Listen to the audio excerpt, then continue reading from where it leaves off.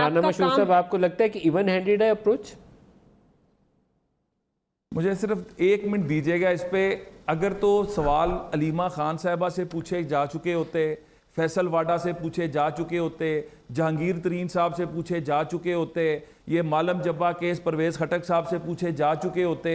और देखें नदीम साहब, मेरा इस पे एक मौक़िफ़ और भी है कि मैं 5 साल से खुद चूँकि नैब को फेस कर रहा हूँ, तो क्या सियासतदानों की इज्जत को सरे बाजार इस तरह रुसवा किया जा सकता है कि आप अलीम खान साहब की मिसाल ले लें, आज सब्तैन खान साहब की बेल हो गई, इररिस्पेक्टिव ऑफ पार्टीज आप पकड़कर एक बंदे को अंदर करते हैं और अंदर करते हैं आप करप्शन के चार्जेस पे, फिर आप 6-6 महीने उनको अंदर रखते हैं, आप कोई चीज़ प्रूव नहीं कर सकते, और उसके बाद वो सियासतदान जब बाहर आता है तो वो बेचारा आकर अपनी वजाहतें ही देता रहता है कि मैंने ये काम नहीं किया था, और 6 साल जो 6 महीने जो उसका मीडिया ट्रायल होता है, तो ये कुलिया जो है बाकियों के साथ क्यों नहीं इस्तेमाल किया जाता?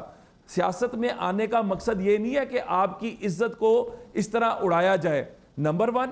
नंबर 2, आज मरियम साहिबा का केस था, ये जो सारे बातें करते हैं, ये रमज़ान शुगर मिल का ट्रायल पीपल्स पार्टी के दौर में, मुशर्रफ साहब के दौर में, और अब फिर भी, और वो ट्रायल जिसके अंदर 2006 के अंदर वो अपना डायरेक्टरशिप जो है वो ट्रांसफ़र कर चुकी हुई हैं। तो इस तरह करके, और उनके साथ सवाल क्या किया गया कि आपके दादा ने आपको प्रॉपर्टी ट्रांसफ़र क्यों की? खुदा का वास्ता है, इस मुल्क के अंदर एहतसाब पहली बात बिल्कुल होना चाहिए। इस मुल्क का जो पैसा लूटे उसका एहतसाब होना चाहिए, लेकिन जो आज इनकी सफ़ों में जाकर बैठे हुए हैं, क्या फिरदौस आशिक अवान साहिबा के ऊपर नैब के केसेस नहीं है? क्या खुसरो बुख्तियार साहब के ऊपर नैब के केसेस नहीं है? एक लंबी लिस्ट है, मैं कितनी लंबी लिस्ट बताऊं। उनके खिलाफ जब कार्रवाई नहीं होती, और आपको इतनी जल्दी क्या पकड़ने की? खुर्शीद शाह साहब जो हैं, मतलब लीडर ऑफ द अपोजिशन रहे, सीजन पॉलिटिशियन है, वो कोई मुल्क छोड़कर भाग रहे थे? क्या वो कहीं पर मफरूर हो गए थे?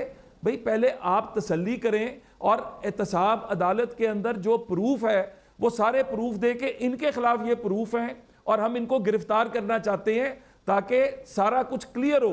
मैं आज आपको कह रहा हूं, जिस तरह डॉक्टर आसिम 6-8 माह रह के बाहर आ गए, जिस तरह शर्जील इनाम मेमन अंदर रहकर बाहर आ गए, उसी तरह ये भी बाहर आएंगे, लेकिन उन 8-10 महीनों का हिसाब कौन देगा?